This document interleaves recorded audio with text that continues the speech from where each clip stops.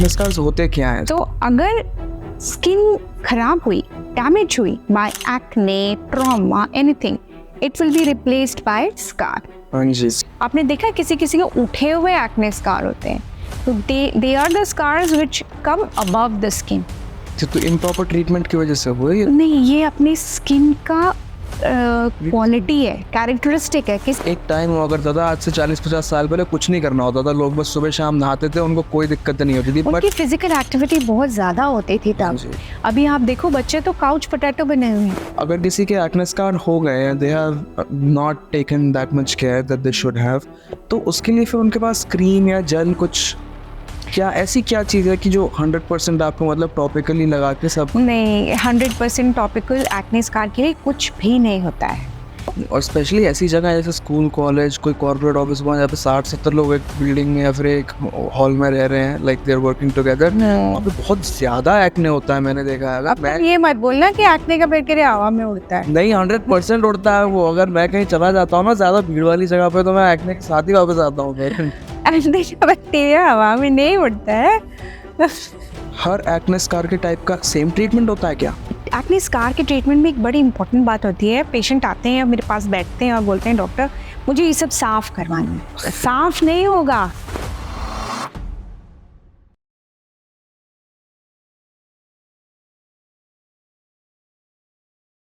Welcome everyone to this week's त्वचा by Saraswat's podcast. इस हफ्ते we have brought for you acne scar. किस प्रकार से होते हैं, क्यों होते हैं, why do they even matter? क्या उनकी ट्रीटमेंट में कोई स्पेशल प्रिकॉशंस लेने चाहिए?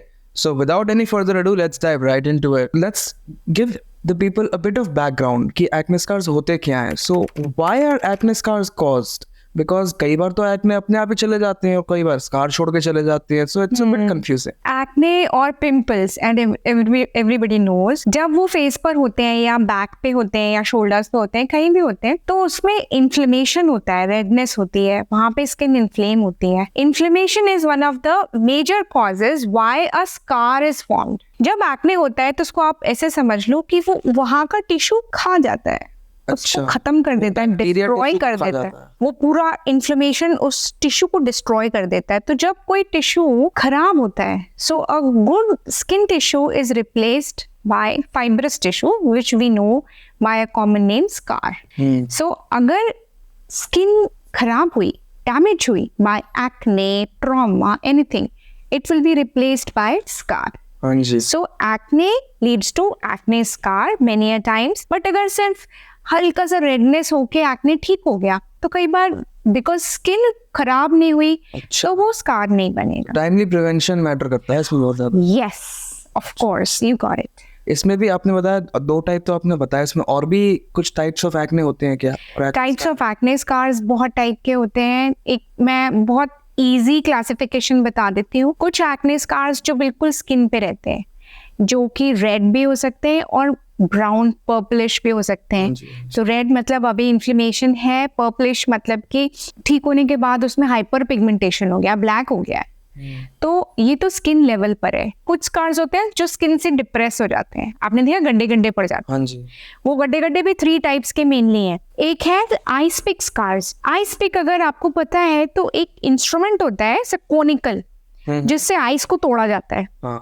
तो उनका शेप ऐसे ही हो जाता है। पूरा हेयर फॉलिकल जिसके साथ सेबेशियस ग्लैंड है, जिससे ऑयल निकलता है, वो पूरा एक पाइलोसेबेशियस यूनिट है, हेयर और उसकी ऑयल ग्लैंड की यूनिट है, जिसका इन्फ्लेमेशन एक्ने में होता है। तो अगर वो पूरा हेयर फॉलिकल यूनिट खराब हो गया तो वो लंबा सा खराब हो जाएगा और आइस पिक स्कार बन जाए। दूसरे टाइप का स्कार है बॉक्स स्कार, जो कि जिसके शार्प एजेस होते हैं, नीचे जाते हैं और नीचे क्रेटर ऐसा होता है, ऐसे ऐसे ऐसे। बॉक्स स्कार जो होता है वो पिगमेंटेड भी हो सकता है नीचे से, और गड्ढे गड्ढे आपको ऐसा लगेगा जैसे चिकन पॉक्स हो गए थे, इतने बड़े बड़े स्कार भी हो जाते हैं। थर्ड टाइप होता है रोलिंग। आपको पता नहीं चलेगा कि उसकी बाउंड्रीज किधर है, बट आपको ये पता है कि ये एक्ने स्कार है, से रोलिंग स्कार्स है। तो ये मेन 3 टाइप्स है। अदरवाइज लीनियर स्कार्स भी होते हैं, फिर और भी थोड़े से टाइप्स हैं, बट ये मेन 3 टाइप के स्कार्स हैं। ऐसा क्यों? पर एक्ने तो लाइक अगर एक्ने स्कार फॉर्म कर रहा है, टिश्यू खा रहा है, तो it should eat it in like one way only. No, because the shape of the tissue which is damage differs. अच्छा, कितना खा लिया दैट मैटर्स। हाँ, कितना खा लिया इज अ वर्ड जो बैक्टीरिया खा रहा है, ओके। इन्फ्लेमेशन कितना हो रहा है, तो अगर देखो जैसे हेयर फॉलिकल यूनिट गया, आइस पिक स्कार बन गया, थोड़ा सा और सराउंडिंग टिश्यू भी गया, बॉक्स स्कार बन गया। फिर अगर ऊपर इतना प्रॉब्लम नहीं है लेकिन अंदर डर्मिस काफी कुछ खत्म हो गई और कॉन्ट्रैक्ट हो गया, एपिडर्मिस डर्मिस, तो वो रोलिंग स्कार बन गया। ऐसी कोएलेस होते गए, साथ में लीनियर स्कार्स बन गए। फिर कभी कभी जब उनकी हीलिंग होती है तो स्किन अपने आप को बहुत ज्यादा एक्स्ट्रा काम करती है कि मेरे को स्किन प्रॉपर करनी है, तो वो हाइपर ट्रोफी हो जाती है। आपने देखा किसी किसी के उठे हुए एक्ने स्कार होते हैं, तो they are the scars which come above the skin. तो इम्प्रॉपर ट्रीटमेंट की वजह से हुआ ये? नहीं, ये अपनी स्किन का क्वालिटी है, कैरेक्टरिस्टिक है। किसी किसी स्किन की कैरेक्टरिस्टिक होती है कि स्किन ये नहीं पता कर पाती कि हमारी हीलिंग कंप्लीट हो गई, अब हमको सेल फॉर्मेशन और नहीं करना है। They are people who are sometimes they are prone to scar बन गया तो वो हाइपर हीलिंग हो गई, वहाँ पे किलोइड फॉर्मेशन हो गया, या किलोइड के बजाय जैसे चोट लग गई तो वहाँ पर हाइपरट्रोफिक स्कार बन गया। तो ऐसे हाइपरट्रोफिक एक्ने स्कारिंग भी हो सकती है। अच्छा, एक थोड़ा सा स्टूपिड क्वेश्चन है मेरा। इन्फ्लेमेशन का मतलब तो ये हुआ कि फॉर एग्जाम्पल अगर इस सरफेस पे इन्फ्लेमेशन हो रहा है तो इससे थोड़ा सा ऊपर इन्फ्लेमेशन दिखेगा, है ना? अच्छा, इन्फ्लेमेशन स्कार अंदर क्यों होते हैं? हाँ, कितना अच्छा क्वेश्चन है, स्टूपिड नहीं, बहुत अच्छा क्वेश्चन। ऐसे सवाल पूछता हूँ। देखो, इन्फ्लेमेशन जब हम पढ़ते हैं मेडिकल टर्मिनोलॉजी में तो 4 चीजें बोलते हैं कि भाई इन्फ्लेमेशन में 4 चीजें होती हैं। एक होती है रेडनेस, ठीक है, चोट लगी या एक्ने हुआ, रेडनेस। दूसरा होता है स्वेलिंग, वहाँ पे हल्की सी स्वेलिंग आई। तीसरा होता है वहाँ पे सेल्स बढ़ जाते हैं जो इन्फ्लेमेटरी सेल्स होते हैं। और चौथा होता है कि जब वो ठीक होगा तो स्कारिंग करेगा, ठीक है। तो अब अगर जब ठीक होगा, ये इन्फ्लेमेशन तब हुआ जब एक्ने है, एक्टिव एक्ने है, तब वो इन्फ्लेम्ड है। जब वो ठीक हो गया तो उसने लोकल टिश्यू डैमेज करके स्कार फॉर्मेशन कर दिया जो कॉन्ट्रैक्ट हो गया, तो वो डिप्रेस हो गया। अच्छा अच्छा अच्छा। जब वो हील होके कॉन्ट्रैक्ट हो गया तो वो डिप्रेस हो गया। तो मैक्सिमम डेप्थ वाले एक्ने स्कार्स होते हैं। अब मेरा सवाल ये है कि कितने टाइप के एक्ने स्कार तो हमने डिस्कस कर लिया, हर एक्ने स्कार के टाइप का सेम ट्रीटमेंट होता है क्या?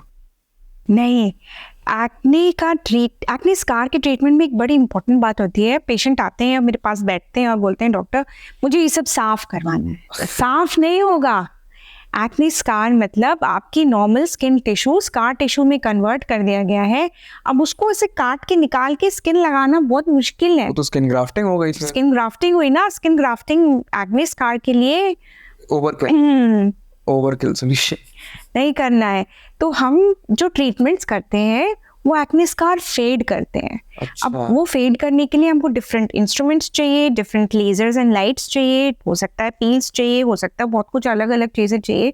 तो जो स्कार का शेप है वो काफ़ी कुछ ये डिसाइड करेगा कि हमारी डिफरेंट मोडालिटीज़ का क्या ट्रीटमेंट, कैसा रिजल्ट आएगा उसके ऊपर। अच्छा। तो अलग अलग एक्ने स्कार्स का कई बार ट्रीटमेंट थोड़ा सा अलग हो सकता है। Let's start with the most common one जो पिन होल वाला होता है, आइस पिक। आइस पिक वाला। अच्छा, आइस पिक जो स्कार्स है उसका एक बड़ा ही इंटरेस्टिंग ट्रीटमेंट होता है जिसको बोलते हैं cross treatment. Cross is chemical reconstruction of scar, skin scar. अब वो TCA एक पील होती है, एक दवाई होती है, ऐसा मान लो ट्राइक्लोरो एसिटिक एसिड। तो वो 50% या 100% लेके उसको एक बहुत sharp toothpick, we try to put that in depth in the ice pick in the same shape as the scar is. आंखों पर हम लूप लगा लेते हैं, काउज आइस के लूप्स अवेलेबल होते हैं क्योंकि हम बहुत माइक्रो वाला काम करते हैं, तो वो हमको बड़े दिखते हैं scars, and then we are able to do it. और इंडिविजुअली हर आइस पिक स्कार में हम ये काम करते हैं जिससे कि वहाँ पर इन्फ्लेमेशन हो दोबारा जो हम बना रहे हैं, और फिर वो इन्फ्लेम होकर स्किन जब हील हो तो आपस में चिपक जाए। अच्छा। तो वो छोटे हो जाए, शैलो हो जाए, और वैसे भी छोटे हो जाए साइज में भी, और डेप्थ में भी कम हो जाए। बट आइस पिक स्कार्स के साथ थोड़ा है कि जब हम एज होते हैं, एजिंग होती है जब स्किन की, तो थोड़ा सा ये ब्रॉड होते हैं। और भी बहुत सारे जो फ्रैक्शनल CO2 लेजर है या डर्मा पेन है या सब्सिशन है, ये सब भी आइस पिक स्कार्स में हेल्प करता है। And for the rest of them क्या होता है? रेस्ट ऑफ देम के लिए बहुत लंबी लिस्ट है। अच्छा। देखो, किसी एक चीज का जब एक ट्रीटमेंट नहीं होता ना तो फिर मल्टीपल ट्रीटमेंट्स होते हैं जो थोड़ा बेटर करें उसको। तो लेट अस डिस्कस कि जो सबसे इजी है उससे स्टार्ट करके फिर जो एकदम ज़्यादा वाला है तब तक। हाँ, तो जो सबसे इजी है उसमें आता है पील्स। केमिकल पील्स होते हैं जो कि स्किन को थोड़ा सा superficial and medium depth peels, हम डीप पील्स की तो बात ही नहीं कर रहे जो नीचे डर्मिस तक जाएगी जैसे फिनॉल पील, वो सब नहीं। Superficial and medium depth peel, glycolic है, मैंडेलिक एसिड है, ऐसा कभी कभी पेशेंट बोलते हैं डॉक्टर थोड़ा सा कुछ कर दीजिए कि थोड़ा सा अच्छा लगे, तो स्किन पे ओवरऑल बेनिफिट दिखता है। फिर अगर उसके साथ हमने माइक्रोडर्माब्रेशन भी किया, अगेन माइक्रोडर्माब्रेशन ऊपर की सुपरफिशियल कॉर्नियल लेयर्स को जो ऑलरेडी शेड ऑफ होते हैं उसको हटाती है, तो उसके साथ फिर पील और अच्छा इफेक्ट करती है। तो ये सुपरफिशियल ट्रीटमेंट्स हो गए। इसके बाद हम ट्रीटमेंट कर सकते हैं डर्मा पेन या डर्मा रोलर। तो डर्मा रोलर से अच्छा मुझे पर्सनली डर्मा पेन लगता है, क्योंकि रोलर जब रोल करता है तो ऐसे बड़ा सा वी बनाता है, डर्मा पेन सीधे अंदर जाता है। दोनों माइक्रो नीडलिंग डिवाइसेस हैं। माइक्रो नीडलिंग, माइक्रो मतलब बहुत छोटे छोटे नीडल्स स्किन में अंदर जाते हैं, a number of needles together.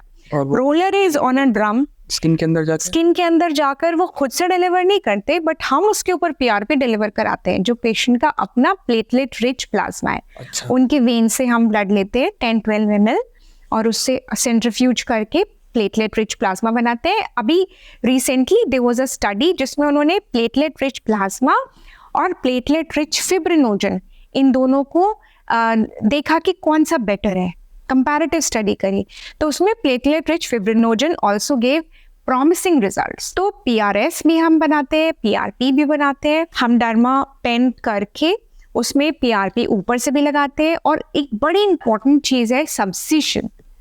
अब जैसे आप पहले पूछ रहे थे कि नीचे क्यों डिप्रेस हो गए, तो उसका एक रीज़न ये भी है कि जिस समय एक्ने बना, ढेर सारा पस बना वहाँ पे, तो इन्फ्लेमेशन से जो ऊपर की स्किन थी जब वो ठीक होने लगी तो नीचे की स्किन से फाइब्रस बैंड्स बन गए। मान लो ये 3 फाइब्रस बैंड्स बन गए ऐसे, तो जब तक इसको मैं ब्रेक नहीं करूंगी ये नीचे खींचते रहेंगे मेरे स्कार टिश्यू को। ये फाइब्रस बैंड्स भी स्किन, मेरी स्किन, ये फाइब्रस हाँ स्किन में ही बनते हैं, स्किन सेल्स से बनते हैं। हाँ, स्कार टिश्यू से बनते हैं। तो मैं क्या करूंगी, एक नीडल लेकर, जो कि नीडल ऑफ चॉइस डॉक्टर की होती है कि कौन सी लेनी है, नोवैक्स नीडल भी है और अलग नीडल्स भी हैं, तो हम ये इन बैंड्स को हम ऐसे ऐसे ब्रेक करते हैं, ऐसे।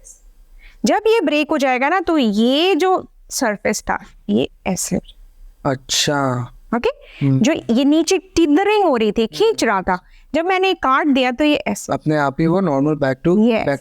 और इसके बाद जब मैंने इसमें माइक्रो नीडलिंग की, या अभी मैं बताऊंगी fractional CO2 laser which is a wonderful device to help in acne scar, जब वो किया तो this will help in making a lot of collagen and elastin tissue. तो जब बहुत अच्छा कोलाजन इलास्टिन टिश्यू इसमें बनेगा तो it will try to fade away.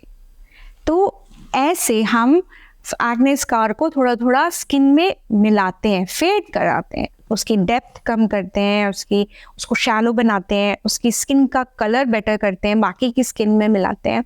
सो ये हम अब माइक्रोनीडलिंग के साथ हम कर सकते हैं फ्रैक्शनल CO2 लेज़र, मतलब 1-2 सेशन पहले उसके कर लिए, बाद में fractional CO2 laser. Fractional CO2 laser क्या होता है? CO2 लेज़र एक ऐसी लेज़र है जो कि थोड़ा सा कटिंग के काम आती है ना। फ्रैक्शनल मतलब उसके आपने छोटे छोटे फ्रैक्शंस कर दिए, तो वो भी माइक्रो नीडलिंग की तरह, जैसे नीडल स्टेनलेस स्टील की है, फ्रैक्शनल CO2 लेज़र एनर्जी की नीडल्स है, वो भी ऐसे ही अंदर गई और उन्होंने कोलाजन को स्टिमुलेट किया कि चलो स्किन अपना नया कोलाजन बनाओ, come on, wake up, try making new collagen. और नीचे से हमने फाइब्रस बैंड्स काट दिए। तो बस इसमें एक कैच है, इंडियन स्किन में fractional CO2 laser because of our colour, हम कोई बहुत गोरे तो है नहीं, हाँ जी, हम कॉकेशियन नहीं है, तो हमारे कलर में there are chances, more chances of hyper pigmentation post laser. तो उसके लिए बिकॉज फ्रैक्शनल CO2 लेज़र के लिए स्किन में जो क्रोमोफोर है, मतलब कि भाई वो किस पे एक्ट करेगा, वो वाटर पे एक्ट करेगा। तो अगर ज़्यादातर लोगों की आप स्किन देखोगे डिहाइड्रेटेड है अपने आप, है ना, तो हम पहले PRP माइक्रो नीडलिंग करके स्किन का हाइड्रेशन बढ़ाते हैं, स्किन की हेल्थ बढ़ाते हैं, और फिर 3rd या 4th सेशन में, जो कि हम मंथली भी कर सकते हैं, 6 वीक्स पे भी कर सकते हैं, आई प्रेफर 6 वीक्स। तो उसके बाद हम 3rd या 4th सेशन में fractional CO2 laser with PRP with PRF with subcision करेंगे, जिससे कि हमारा वो कम हो जाए हाइपर पिगमेंटेशन का चांस। और फिर ये 4 बार हम करके then will sit down for 2 to 3 months, will wait and then again patient को 6-7 महीने टोटल के बाद बुला के और फिर हम दोबारा से सोचेंगे कि कितना इफेक्ट आया फोटो लेके, बिफोर आफ्टर करेंगे। आपने तो इतने सारे लोगों के साथ काम किया है which who have gone through this problem. अब mostly people they might not be aware of this. जिन लोगों those who don't face this they might not be aware of this, और इसका बहुत adverse psychological impact पड़ता है लोगों पे जब उनकी पूरी स्किन पे स्कार्स होते हैं। एक्ने स्कार का ना, हाँ। आई नो, उनके सेल्फ कॉन्फिडेंस पे बहुत चोट पहुंचती है। बहुत बहुत कभी कभी वो इतने परेशान और डिप्रेस्ड होते हैं दैट दे से कि doctor I have stopped going to any social gathering, और मुझे क्लास में भी अच्छा नहीं लगता और लोग मेरे नाम रखते हैं। इनफैक्ट एक्टिव एक्ने अगर एडोलेसेंट एज ग्रुप में बहुत ज़्यादा हो जाए तो परेशानी वहीं से स्टार्ट हो जाती है, और कॉलेज तक आते आते वो एक्ने स्कार में कन्वर्ट हो जाते हैं, तो फिर वो परेशानी बनी रहती है। That is why active acne का ट्रीटमेंट उतना ही ज़रूरी है स्कूल डेज में जितना एक्ने स्कार का कॉलेज डेज में। And I want to tell everyone both the treatments are available. Prevention is the best medicine. Yes, prevention of active acne should be there, should be offered, and it should be taken by everyone. जिन लोगों की skin is predisposed to this, जिन लोगों की मतलब oily acne prone skin है, they should take care of their skin and make sure कि excess oil नहीं हो रहा है उनके skin। बिल्कुल बिल्कुल, because sebum is the main culprit। अगर बहुत ज़्यादा ऑयल सिक्रेशन हो रहा है स्किन पे और वो ऑयल प्रॉपरली निकल के आ नहीं रहा, पेंट अप हो रहा है, तो वहीं से एक्ने बनने स्टार्ट हो जाएंगे। फिर बाद में हाथ पैर फुलाने पड़ेंगे, इससे तो पहले अपनी स्किन का थोड़ा ध्यान रख लो। थोड़ा नहीं, अच्छा ध्यान रखो, एक्ने प्रिवेंट करो, एक्ने स्कार प्रिवेंट करो। एक टाइम हुआ करता था आज से 40-50 साल पहले कुछ नहीं करना होता था, लोग बस सुबह शाम नहाते थे, उनको कोई दिक्कत नहीं होती थी। उनकी फिजिकल एक्टिविटी बहुत ज्यादा होती थी तब। अभी आप देखो बच्चे तो काउच पोटैटो बने हुए हैं, सेडेंटरी लाइफस्टाइल हो गई। हर नेटफ्लिक्स और क्या क्या देखते रहेंगे और खाते रहेंगे। जो लोग मेहनत भी करते हैं वो भी दिन भर लैपटॉप के सामने बैठ के, अलग मेहनत हो गई है, वो फिजिकल लेबर तो कहीं चला गया। आप घर में देखो लेडीज भी, जो घर का थोड़ा मुश्किल वाला काम होता है, झाड़ू पोछा और वो सब कोई नहीं कर रहा, उसके लिए भी सब बाई लगाते हैं। सबके पास मेड्स है, या फिर अब तो अपने छोटा सा रोबो है। तो अब सब लोगों की अब सेडेंटरी लाइफस्टाइल तो हो ही गई है, है ना। अब वो अलग बात है कि कुछ दिनों में रोबोट्स आने लगेंगे जो झाड़ू पोछा लगा देंगे। ना छोटा वाला है ना, तो रूम्बा कहते हैं, रूम्बा। वो डॉग्स के साथ नहीं चलता वो। हाँ, डॉग्स के साथ। पर अब जिन लोगों की सेडेंटरी लाइफस्टाइल हो गई है, most people for some reason, जब in my interaction with many people, लोगों को नीड नहीं लगती स्किन केयर की। तो लोगों को ये जो स्किन केयर की नीड नहीं लगती है, ये उनके दिमाग में तभी जाके बैठती है जब उन्हें बहुत मोटा खर्चा करना पड़ता है CO2 लेजर जैसी किसी चीज पे। एक्ने मार्क्स के लिए, एक्ने तो मेन चीज होती है हमारे इंडिया में 60% लोगों की ऑयली स्किन है। सब लोग एक्ने फेस करते ही हैं, पर उनको लगता है इस एज में एक्ने आना नॉर्मल है, वो अपने आप ठीक हो जाएंगे। बट वो ये नहीं देखते कि सॉरी आप नहीं, मगर वो ये नहीं देखते कि एक्ने मार्क्स छोड़ के जा रहे हैं। हाँ, अब प्रिवेंशन के लिए तो पहले अपना फेस वॉश कीजिए, फिर put an oil control astringent, that will be more than enough. Yes, पर अगर किसी के एक्ने स्कार हो गए हैं, they have not taken that much care that they should have, तो उसके लिए फिर उनके पास क्रीम या जेल कुछ ऐसी क्या चीज है कि जो 100% आपको मतलब टॉपिकली लगा के सब? नहीं, 100% टॉपिकल एक्ने स्कार के लिए कुछ भी नहीं होता है। वो आप अपना मनी वेस्ट करोगे, टाइम वेस्ट करोगे। सबसे बड़ी बात, आपको एक फॉल्स सेंस ऑफ सिक्योरिटी मिलेगी कि मैं ये लगाऊंगी या लगाऊंगा और मेरे एक्ने स्कार गायब हो जाएंगे। क्योंकि जैसे आपने स्कारलेस क्रीम्स ये सब नहीं होता, क्योंकि जैसे आपने बताया वो तो टिश्यू का टाइप ही चेंज हो गया। हाँ जी, कभी भी कोई भी टॉपिकल एप्लीकेशन किसी भी चीज की एक्ने मार्क्स को चेंज नहीं कर सकती, उसको स्किन में नहीं कन्वर्ट कर सकती। हाँ, कुछ चीजें हैं जिनको जब आप लगाओगे तो एक्ने मार्क्स थोड़े से फेडेड लगेंगे, जैसे सिलिकॉन के थोड़े जेल्स आते हैं, उनको लगाने से जो एट्रोफिक स्कार्स है ना, डिप्रेस्ड वाले, उनमें थोड़ा वो भर जाएगा तो स्कार्स उतने नहीं दिखेंगे।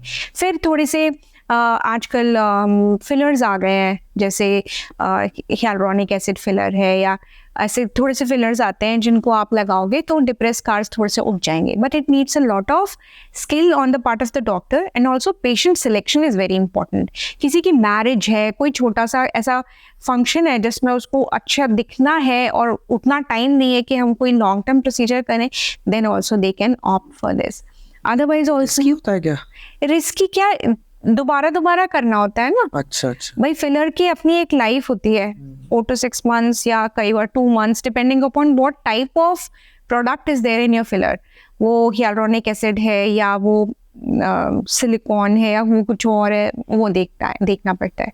फिर कभी कभी हम लोग एक और प्रोसीजर बताते हैं एक्ने स्कार को ठीक करने के लिए, जिसको बोलते हैं नैनो फैट या स्ट्रोमल वास्कुलर फ्रैक्शन. मतलब एडिपोज टिश्यू, फैट सेल्स, मान लो एब्डोमेन से या इनर साइड ऑफ थाई से हमने लाइपोसक्शन किया, बहुत बड़ा नहीं, 20 cc सिरेंज में किया, और फिर उसको फैट को थोड़ा प्रोसेस किया और नैनो फैट हमने इधर डाली, या स्ट्रोमल वास्कुलर फ्रैक्शन. थोड़ा सा टेक्निकल है, बट उसमें सबसे बड़ा डिसएडवांटेज क्या है कि बॉडी बहुत जल्दी अपना फैट कंज्यूम करती है, क्या अरे मेरा फैट है वापस दो. ओके, तो आपको 2 बार 3 बार 4 बार कई बार रिपीट करना पड़ सकता है. There have been good studies on it और लोगों को काफ़ी अच्छे रिजल्ट्स मिले हैं, बट हम पेशेंट को हमेशा बताते हैं कि आपको ये रिपीट करना पड़ सकता है. बट क्योंकि आपका अपना फैट है तो इससे कभी किसी को प्रॉब्लम नहीं होता, और उसके साथ हमको माइक्रो नीडलिंग करनी होती है कई बार, या फ्रैक्शनल CO2 लेज़र, मतलब मल्टीपल मोडालिटीज़ कंबाइन करके we can customize a treatment for a patient and we can try to give them good results. This year there have been many advancements, more than I have ever seen in the biotechnological field. Acne scar treatment के लिए, is there anything new? Apart from the lasers we already had, there have been some advancements in the laser field only. जैसे pico lasers आए हैं. ये क्या होता है? जैसे नैनो होता है 10⁻⁹, वैसे पिको होता है 10⁻12. तो ये और ज़्यादा रिफाइंड लेज़र बीम देते हैं. तो बिकॉज दे आर न्यू, तो अभी we are yet to form a proper methodology and strategy for how to proceed, but there have been some very assuring studies कि इससे थोड़ा बेटर रिजल्ट आ सकता है.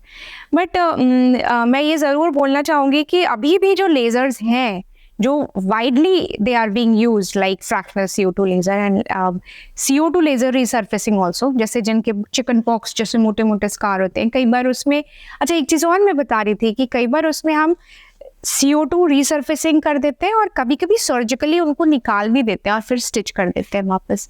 ऐसे और भी बहुत से मेथड्स हैं. तो एडवांसमेंट में तो मैं पिको लेज़र ही बता पाऊंगी आपको, बाकी बहुत से जो अभी हमने डिस्कस किए बहुत सी चीज़ें हैं जो ट्राई कर सकते हैं. Talking of advanced features and advanced technologies, PRP is also very new. PRP earlier used to be only for your hair, but skin PRP is very new, and we have talked a bit previously about how इतना news यही है, शायद आपने पहले नहीं सुना होगा. Platelet rich plasma is now has been there for some time. PRP is being used for a number of things. Joints में भी लगा रहे हैं, लिगामेंट्स में भी लगा रहे हैं, देन कॉस्मेटिक एस्थेटिक में तो लगा ही रहे हैं, हेयर के लिए भी लगा रहे हैं, देन स्किन के लिए भी लगा रहे हैं. व्हाई? बिकॉज एज समवन जिसने इस चीज़ को कई पेशेंट्स पे प्रैक्टिस किया है, एक्ने स्कार में इसका कितना यूज़ रहता है? बहुत अच्छा यूज़ है इसका. We have been using PRP with microneedling and fractional CO2 lasers in our clinic for past decade, full 10 years, and I'm yet to see a patient जिसको फ़ायदा नहीं हुआ हो इससे. इतना अच्छा प्रोसीजर है कि जब हम माइक्रो नीडलिंग या फ्रैक्शनल CO2 करने के बाद we give platelet rich plasma.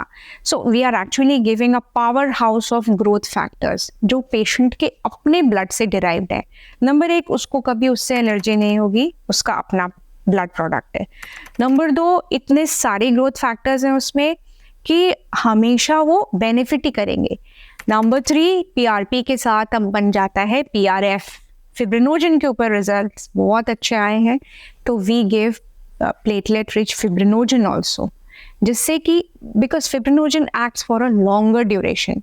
PRP अगर आवर्स में एक्ट कर रहा है तो फिब्रिनोजन डेज में एक्ट कर रहा है. तो एक लंबे टाइम तक when the skin gets a lot of good substances to work with, coworkers अच्छे हैं स्किन के सेल्स के, तो they are able to make better collagen, more elastin and to fade up the acne scars for a in a better way. वो बहुत important है. उसके बाद थोड़ा रेडनेस वगैरह कम करने के लिए या स्किन को रिजुविनेट करने के लिए हम ओमेगा लाइट भी दे देते हैं. विजिबल लाइट थेरेपी होती है. लाइट थेरेपी का रोल एक्टिव एक्ने में भी है, लाइट थेरेपी का रोल पोस्ट प्रोसीजर भी है. लाइट थेरेपी से मुझे याद आया कि मैंने इंस्टाग्राम पे कुछ दिन पहले I saw this advert about how there is this red light therapy which makes your skin even, like it is rejuvenating red light therapy ना. टेक्सचर आपकी स्किन का सही कर देता है. नहीं, सही नहीं करता है. देखो अब अतिशयोक्ति अलंकार सब जगह है, इंस्टाग्राम तो भरा पड़ा है. सो लाइट्स के लिए मैं आपको बता देती हूँ. There are 4 types of light therapies which we give day in and day out. Red light is for skin rejuvenation. Yellow light is to decrease the redness after you do a procedure in a patient. Okay.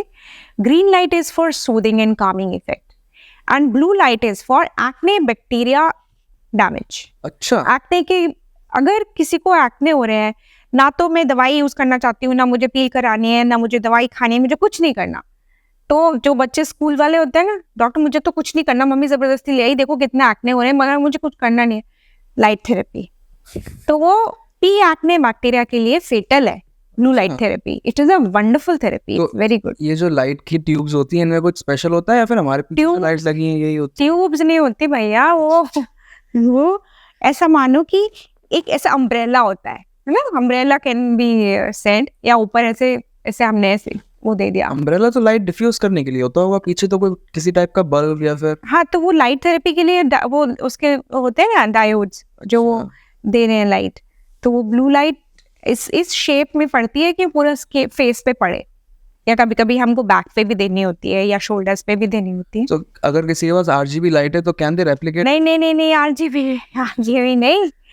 RGB नहीं. उसके लिए दूसरी lights हैं जो medical grade lights हैं, उनको आपको लेना है. घर पे नहीं ला सकते लोग ये मेडिकल ग्रेड लाइट्स? महंगी आती होंगी ये तो. डॉक्टर के यहाँ करा लो भाई. तो after getting your therapy done, whichever therapy suits you, after everything, her procedure के बाद there is always some aftercare involved. Her medical procedure के बाद. तो acne scar के medical procedures के बाद आप क्या recommend करेंगे लोगों को? See, aftercare is as important as the procedure itself. मैं सबको ऐसे समझाती हूँ. अच्छा. आपने acne scar के लिए procedures अच्छे करा लिए है ना, लेकिन अगर आपने बाद में ध्यान नहीं किया, ध्यान क्या क्या रखना है स्किन का. Number 1, skin sun protection. आपको प्रॉपरली सनस्क्रीन लगानी है. सुबह लगाई, मैं तो टाइम भी लिख देती हूँ. अगर किसी को 8:30 बजे घर से बाहर निकलना है, 8 बजे, देन 11 बजे, फिर 2 बजे. उसके बाद जब 5 बजे तक आप ऑफिस से निकलोगे तब तक धूप कम हो गई होगी. तो you have to repeat your sunscreen every 2 to 3 hours depending upon आपका आउटडोर एक्सपोजर कितना है. अगर आप बिल्कुल ही धूप में गए हो तो आप आवरली कर लो. सी, बिकॉज प्रोसीजर के बाद आपकी स्किन सेंसिटिव हो चुकी है, तो बहुत जल्दी हाइपर पिगमेंटेशन आता है हमारी स्किन में अगर हम सन प्रोटेक्शन ना दें. तो न सिर्फ सनस्क्रीन, बल्कि अगर आप कपड़ा लगा सकते हो, थिक वाला कपड़ा ना, वाइट वाला, पतली चुन्नी नहीं, पतला दुपट्टा नहीं, थिक वाइट कपड़ा, या अच्छा हैंकी डबल फोल्ड करके, वाइट ब्रिम्ड हैट अगर पहन सकते हो, है ना. इस टाइप के sun protection is very important. इस बार गर्मियों में जितनी धूप पड़ी है, अच्छी स्किन्स खराब हो रही है, तो प्रोसीजर के बाद तो sun protection is extremely mandatory. Okay, number 1 sun protection हो गया. नंबर 2, 3 या 5 दिन लगाने के लिए हम आपको एक माइल्ड स्टेरॉइड विद एंटीबायोटिक देते हैं जो आपको लगाना है. उसके बाद बैरियर रिपेयर क्रीम लगानी है. बैरियर रिपेयर क्रीम आपके स्किन को बैरियर को प्रोटेक्ट करने में हेल्प करेगी, तो वो फॉर मंथ्स टुगेदर लगानी है. दिन में 1 बार या 2 बार, आपकी स्किन टाइप पे डिपेंड करेगा, वो आपको हम बता दें. और अगर आपकी अच्छी बैरियर रिपेयर क्रीम हुई तो वो आपका बैरियर स्किन का बैरियर फंक्शन तो नॉर्मल कर ही देगी, प्रॉपर्ली हाइड्रेट भी कर देगी. बिल्कुल आपकी स्किन को बेटर कर देगी पहले से बहुत ज्यादा. बैरियर रिपेयर हो गया, सनस्क्रीन हो गया. उसके बाद आप जो फेस वॉश यूज कर रहे हो, ऐसा ना हो कि वापस ऑयल करे, वापस एक्ने आए. तो according to your skin type आप अपने डॉक्टर से अपना स्किन केयर रूटीन बनवा लो. Skin care routine as per your skin post procedure is extremely important.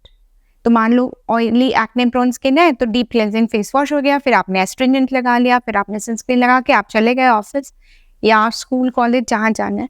वापस आके वहाँ पे आपने सनस्क्रीन 1-2 बार रिपीट करी, वापस आके अपने सब धो के और आपने एंटी एक्ने फेस मास्क लगा लिया ज़रूरत है तो एज पर योर रूटीन. और उसके बाद रात में ज़रूरत पड़ी तो दवाई लगाई, नहीं तो नहीं लगाई, वो आपके डॉक्टर के हिसाब से जैसा वो बोल रहे हैं. तो skin care routine at home, उसकी importance can not be over emphasised.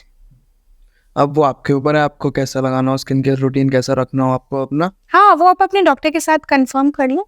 त्वचा में सारस्वत का एंटी एक्ने फेस मास्क जो है, does it have any role in controlling acne scars? Acne scar में तो जैसे मैंने आपको बताया टॉपिकली कोई ऐसी चीज़ बहुत काम नहीं करेगी, but anti acne face mask लगाने से बिकॉज ऑफ द इंग्रेडिएंट्स जो उसमें हैं, जैसे सैलिसिलिक एसिड है, फिर उसका क्ले फॉर्मुलेशन है जो अंदर की इम्प्योरिटीज डर्ट को मैग्नेट की तरह खींच लेता है.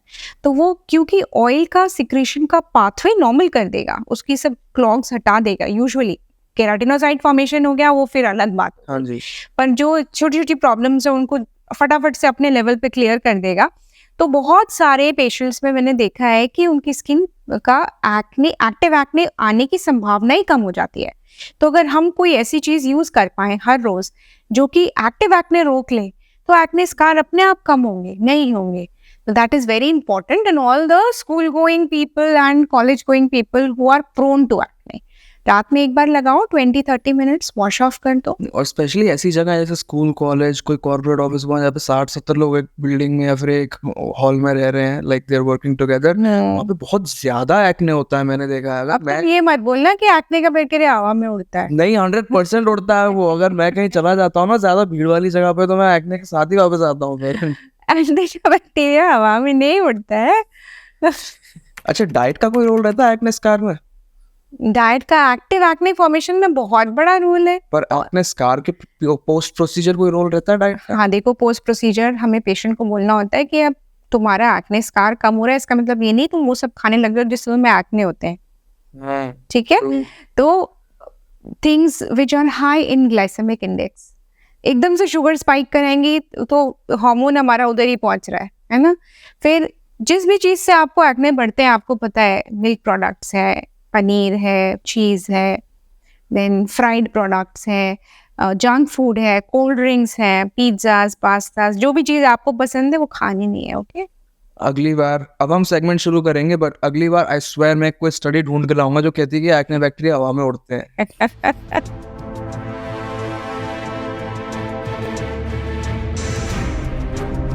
Welcome back to our segment. I know मेरे से ज्यादा कोई एक्साइटेड नहीं होता और ये मेरा एग्जाम होता है. अच्छा, इस सेगमेंट के पहले I have been told to let doctor Preeti से अ फ्यू वर्ड्स, प्लीज.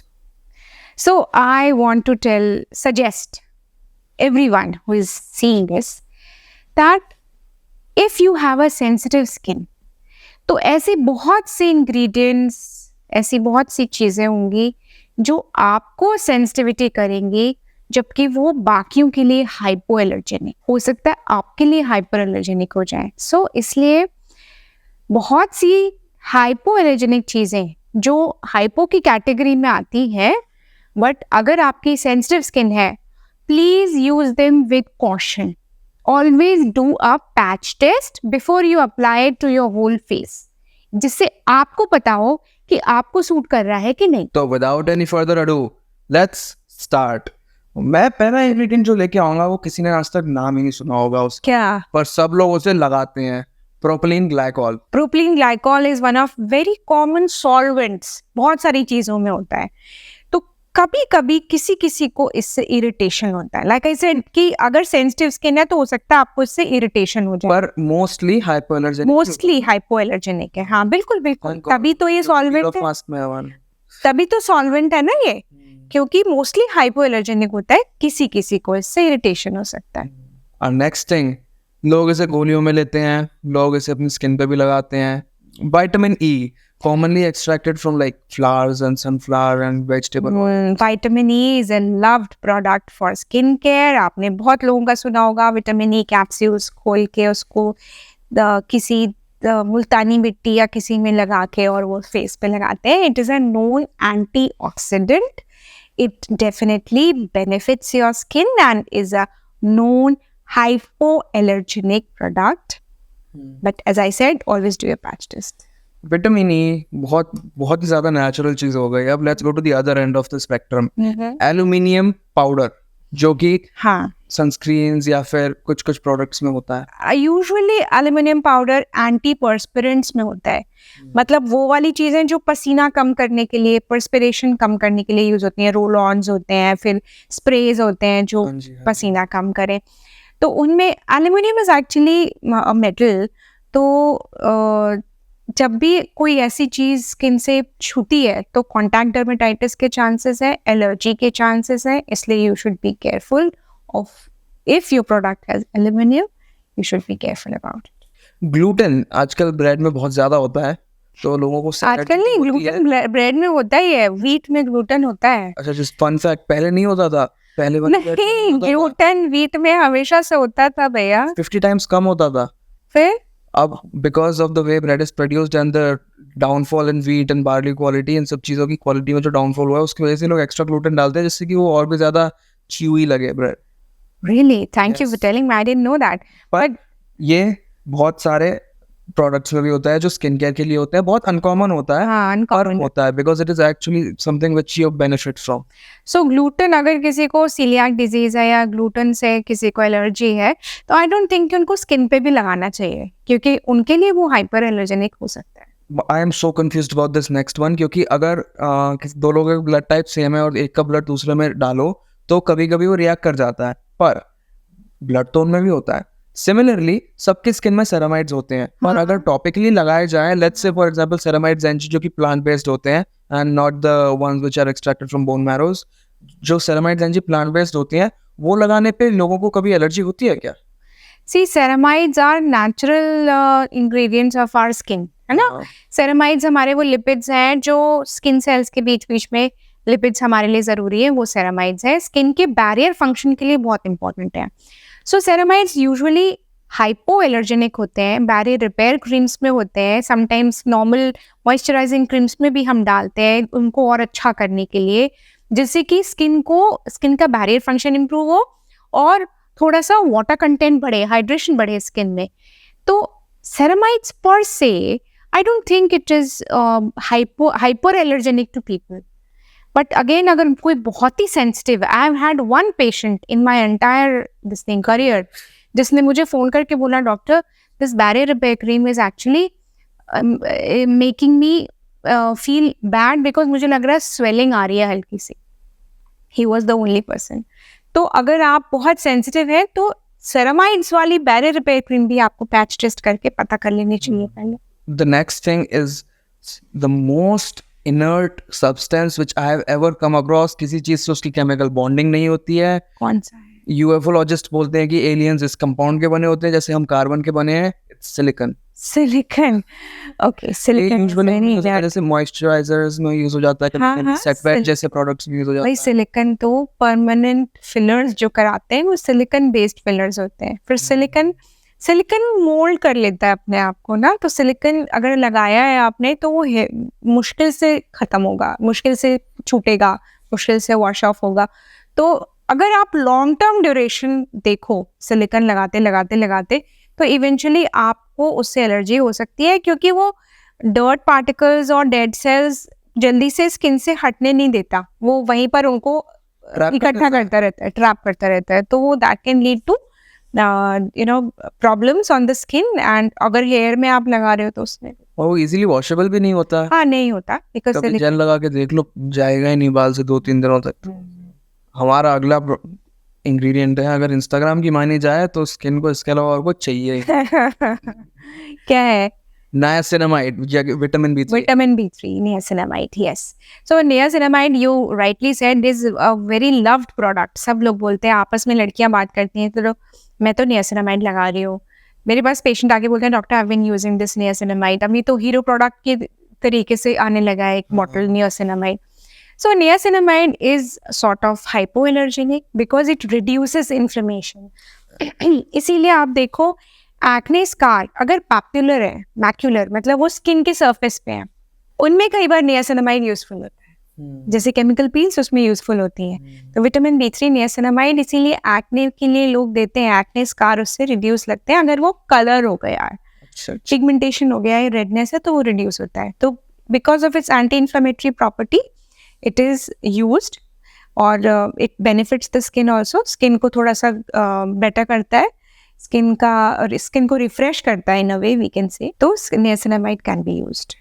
लेकिन थोड़ा सा वही डॉक्टर से पहले बात कर लो कि आपकी स्किन को जरूरत है कि नहीं है. अननेसेसरी चीजें नहीं लगानी क्योंकि niacinamide is very active ingredient. Yes, वही मैं आपको बोल रही हूँ. स्किन के बैरियर में Instagram देख के नहीं मंगा लेनी चाहिए कोई भी product. Only yesterday I had one patient, she came to me for laser hair removal, but she had melasma यहाँ पर ना, वो बटरफ्लाई पिगमेंटेशन जो लेडीज को यूजुअली हो जाता है. अच्छा, उसके ऊपर बड़े बड़े बाल भी थे. तो मैंने कहा ये इतना अलग क्यों है? So because उसने बोला कि जहाँ पहले वो लेजर कराती थी तो वो डरते थे कि ये पिगमेंटेड है तो यहाँ जल नहीं जाए, तो वहाँ लेजर नहीं करते थे. तो मैंने कहा ठीक है, तो चलो we will take precautions and we'll try to do it, but आप इसके लिए कुछ लगाते तो नहीं हो. तो what she said, doctor Instagram पे जो भी कुछ मुझे दिख जाता है मैं तुरंत ऑर्डर करके मंगा लेती हूँ और मैं वही लगाने लगती हूँ. wow. मैंने कहा बेटा पिछले 3 दिन में तुमने क्या क्या लगाया है, क्योंकि हम तो लेजर करने वाले हैं, वी शुड नो कि आप क्या प्रोडक्ट लगा रहे हो. तो उसने बोला 3 दिन में उसने रेटिनॉल, मैंने नाम से पूछा रेटिनॉल लगाया, हाइड्रोक्विनोन लगाया, क्या लगाया, तो बोले नहीं इनमें से कुछ नहीं लगाया, but she told me a product जो वो लगा रही थी. तो इंस्टाग्राम देख के नियासिनामाइड मंगा के लगाना is not a good idea. You must talk to your doctor and then you can apply it if required. We will dive into the beautiful world जिस पे आज हमारी पूरी दुनिया चल रही है, पेट्रोकेमिकल्स एंड प्लास्टिक्स. अरे आपको पता नहीं था ह्यूमंस के लिए इंपॉर्टेंट चीज होती है पेट्रोप्लास्टिक्स. फॉर बताता हूँ मैं. So there is this thing which people do where they अपने नाखून यहाँ तक घिस लेते हैं जहाँ तक पिंक लाइन आ रही होती है. हाँ. और फिर अपने नीचे से लेके पूरा एक एक्रेलिक का वो नेल एक्सटेंशन. हाँ जी, नेल एक्सटेंशन लगवा लेते हैं. जस्ट सो एवरीवन नोज बनता कैसे एक्रेलिक. पहले ये लोग जो पेट्रोकेमिकल्स होते हैं, which is basically the crude oil का बचा हुआ है, they mix it with a bunch of monomers. Her company का अलग वो होता है कौन सा वैरायटी ऑफ मोनोमर्स. हाँ, पर जो चीज छतों पे लगती है वही लोग वही चीज अपने नाखूनों पे लगाते हैं. और ये it cannot be good. हाँ, and these monomers ये सब patented चीजें हैं, so no one really knows what actually goes in it and no one has done the research, but acrylic is something जो biodegradable भी नहीं होता है. हाँ. It is as far away as you can go from natural evolution. So if you put that nail extension made of acrylic, which is usually made of acrylic अपने पूरे nail पर, तो आई थिंक वो तो इतना hyper allergenic होगा कि वो यहाँ पे इन्फ्लेमेशन करा सकता है नेल बेड पे भी और स्किन पे भी, है ना. तो अगर ऐसा होगा तो फिर उसको हटाना कितना मुश्किल होगा. आई थिंक लोग उसे हटाते नहीं है, they just let their nail grow out. Oh my god. और वो उसको अपने नाखून को इतना घिस लेते हैं कि उस पे जब वो चिपके तब वो एकदम समतल लगे. Alright. Yeah, so and when you're grinding your nails to the point that your skin under it is exposed, infection होने के chances बहुत chances of inflammation and infection of the nail bed and skin are very high, and so we can request only that you refrain from artificial these extensions, nail extensions जो कि acrylic के बने हो. Thank you everyone for joining our podcast. I know we left it on a very, very depressive note, but next time we really hope to see you. And if you do use acrylic nails, do not unsubscribe from us. I am begging you. Thank you so much for coming today. Thank you so much. As always, you will see the coupon code in the description for the products, and we do answer all the comments. So if you have any questions or suggestions about how we are conducting this or anything that we talked about, you're most welcome to tell us. Thank you so much.